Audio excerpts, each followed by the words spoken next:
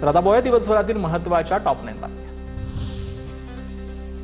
भिगवणमधील मुलीच्या अपहरण प्रकरणामुळे सकल हिंदू समाजाकडून संताप व्यक्त। उद्या बारामती इंदापूर दौंड बंदची हाक। बारामतीमध्ये पार पडलेल्या सकल हिंदू समाजाच्या बैठकीत निर्णय। बारामती इंदापूर दौंडच्या व्यापारी संघटनांचा बंदला पाठिंबा। धाराशिव जिल्हा परिषद सत्ता स्थापनेचा सोमवारी आदेश निघण्याची शक्यता। धाराशिव जिल्हा परिषदेतील सहलीवर गेलेले भाजपचे नवनिर्वाचित सदस्य महाराष्ट्रात दाखल। महाराष्ट्रात आल्यावर 3 स्टार हॉटेलमध्ये जिल्हा परिषद सदस्यांची राहण्याची व्यवस्था।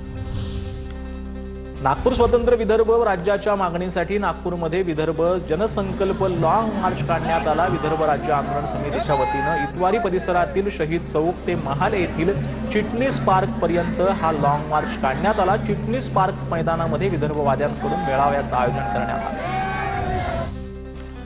मुलुंड मेट्रो स्लॅब दुर्घटना ताजी असतानाच घाटकोपरच्या आर-सिटी मॉल जवळ मेट्रो 4च्या बीमला मोठे तडे गेले आहेत। एका नागरिकाच्या तक्रारीनंतर बीएमसीचं मेट्रो प्रशासनाला पत्र पाहायला मिळतंय, तर बीम पूर्णपणे सुरक्षित मजबूत आहेत। मेट्रो प्रशासनाचं अजब स्पष्टीकरण।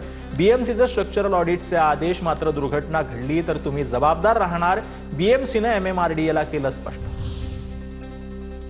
ठाणे डोंबिवलीमध्ये 65 इमारतींचा वाद पुन्हा पेटला। 65 इमारतींमधील डोंबिवली आयरे गावच्या समर्थ कॉम्प्लेक्सच्या केडीएमसीची तोडक कारवाई करणार असल्याची नोटीस। मुख्यमंत्री उपमुख्यमंत्री आणि स्थानिक नेत्यांच्या आश्वासनानंतर देखील नोटीस बजावत असल्यानं रहिवाशांमध्ये भीतीचं वातावरण। अहिल्यानगरच्या राहुरी तालुक्यातील नगर परिषद शाळेच्या भिंतीवरती बिबट्या। जोगेश्वरी आखाडा येथील शिवजयंतीच्या कार्यक्रमादरम्यानचा व्हिडिओ व्हायरल। परिसरामध्ये भीतीचं वातावरण। वन विभागानं तातडीनं पिंजरा लावण्याची मागणी केली। अकोल्यामध्ये हनुमान मंदिर प्रतिष्ठापनेमध्ये कळसावरून नोटांची उधळण। नोटा वेचण्यासाठी भाविकांची झुंबड। मनारखेड गावातील प्रकार। भाविकांनी वेचलेल्या नोटा आणि नाणी आपल्या घरातील देवाऱ्यात ठेवल्या।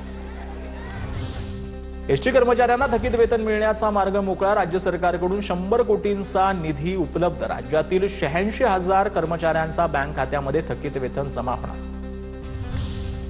मुंबई विजयदुर्ग रोरो सेवेला अखेर मुहूर्त मिळाला। 1 मार्चपासून जलप्रवास सुखकर होणार। रखडलेल्या मुंबई गोवा महामार्गाला पर्याय मिळाल्यानं कोकणवासियांना मोठा दिलासा। मंत्री नितेश राणे पहिल्या दिवशी स्वतः बोटीतून प्रवास करणार।